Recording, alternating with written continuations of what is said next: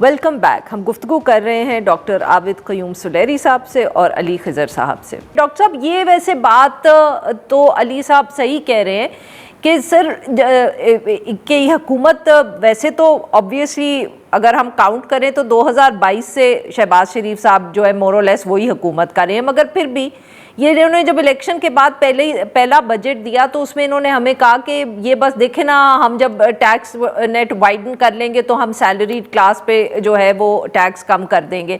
But sir, जैसे अली खिज़र साहब अभी बात कर रहे थे, ना तो कोई एग्रीकल्चर पे टैक्स लगाया, ना ट्रेडर्स पे टैक्स लगाया, और अब ले दे के वही तनख्वाहदार तबका रह गया और साथ में पेट्रोल की लेवी रह गई है, which has made our petrol the highest in the region. So हुकूमत भी अब संजीदा नहीं है। और जैसे अली साहब कह रहे थे कि हुकूमत का तो यह हाल है सर कि वो खुर्रम शहजाद साहब कल बैठ के किसी शो में यही कह रहे थे कि देखे ना, हम तो गाड़ी वालों को तो फ़र्क नहीं पड़ता और मोटर बाइक वालों को हमने सब्सिडी दे दी है। मतलब कि तो क्या कहें, इसको कैलसनेस भी है।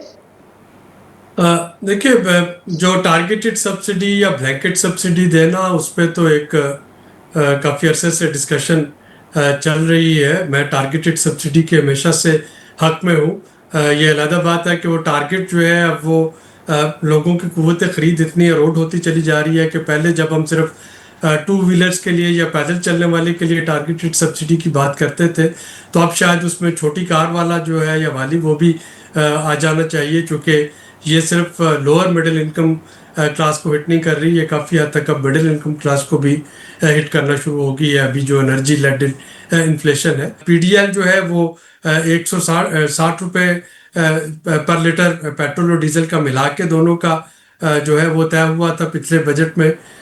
उसको तकरीबन उसी लेवल पे अब ले आए हैं।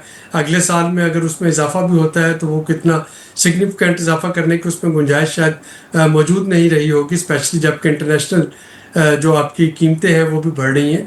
तो उसके बाद लामहला हुकूमत को जो है, जो रिटेलर है, जो एक्सपोर्टर है, जो एग्रीकल्चर सेक्टर है, रियल स्टेट है, इसी पे आना होगा। और अगेन ये जो अगले 2 दिन ना, मुझे लग रहा है कि माफ करिएगा सर, मैं आपकी बात ये काट रही हूँ यहाँ, बट मुझे लगता है कि इस बजट में मुझे लगता है कि इस पे कुछ ऐसी तजावीज़ होंगी जिसमें कि टैक्स बेस को बढ़ाने की तरफ कोशिश की जाएगी, वरना जो ऑलरेडी सेगमेंट टैक्स सर मतलब कि सर माफ करिएगा, यही तो मैं डॉक्टर साहब बात तो सुन सर, सवाल तो फिर यही है ना कि 2022 से हुकूमत में, मगर इस टैक्स बजट में भी माफ़ करिएगा, इस बजट में भी आप कह रहे हैं कोशिश होगी हुकूमत की तरफ से, यानी कि गारंटी कोई नहीं है, अभी भी वो कोशिश पे ही है। तो फिर सर अगर कोशिश होगी तो फिर कैसे तनख्वाहदार तबके पे जो है वो प्रेशर कम होगा, या कैसे ये पेट्रोल की लेवी कम होगी? यही तो सवाल है ना सर। जाहिर है कि बजट के लिए नंबर तो इनको मैच करने हैं ना। अब सैलरीड क्लास पे तो और ज्यादा ये नंबर ऐड नहीं कर सकेंगे। इसी तरीके से आपके पास जो लेवी है, बेसिकली ये कह रहे हैं एक एक्सटेंट तक जाएगी। मुर्गे को जितना जी डॉक्टर साहब, अली खिज़र साहब कुछ कहने की कोशिश करें। जी अली साहब। जी आरफा डॉक्टर साहब ये कह रहे हैं कि ये जो मुर्गा है, जो कॉर्पोरेट फॉर्मल सेक्टर है या सैलरीड सेक्टर है, या ये आप जो पेट्रोलियम लेवी का जो निचोड़ है, आपने इसे निचोड़ लिया, इससे बहुत कुछ निकलना नहीं, इस पे तो ये लगा रहेगा, बाकियों से भी कोशिश करेंगे करने की। ये कह रहे हैं वो कि अब इसमें तो जान नहीं रही, तो अब दूसरे से भी देख लेंगे कुछ। ये बेसिकली कह रहे हैं ना डॉक्टर साहब। अब आपको अपने आमदनी और अखराजात के नंबर तो मैच करने हैं ना। तो वो जो आमदनी है वो कहाँ से और लेके आएंगे? जाहिर है कि उस आमदनी के लिए अगर आप टैक्स नेट बढ़ाने का टारगेट इस बजट में एक्सेप्ट नहीं करेंगे तो वो आपके नंबर पूरे नहीं होंगे, बजट जो है वो नहीं बन पाएगा। और अगले 2 दिन में ये भी एक डेफिनेटली टॉपिक होगा जिसपे डिस्कशन कर रहे हो। ठीक।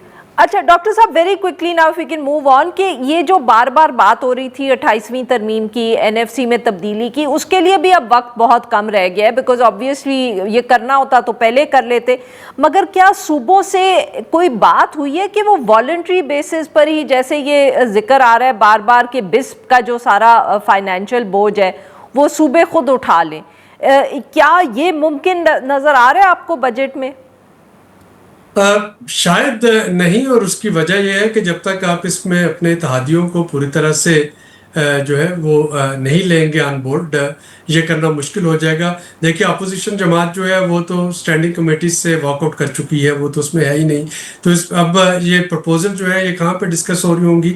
स्टैंडिंग कमेटी में, यहाँ पे कि इत्तेहादी जमातें हैं, PMLN और पीपल्स पार्टी है, और इसमें जब तक पीपल्स पार्टी को ऑन बोर्ड नहीं लिया जाता तब तक ऐसा करना जो है वो मुश्किल होगा।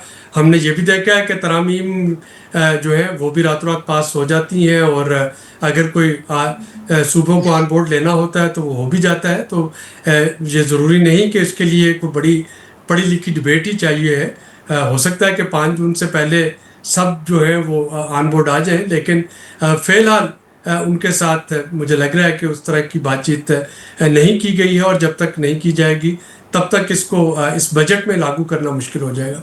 जी नाजरीन, यहाँ पे लेते हैं हम एक छोटी सी ब्रेक।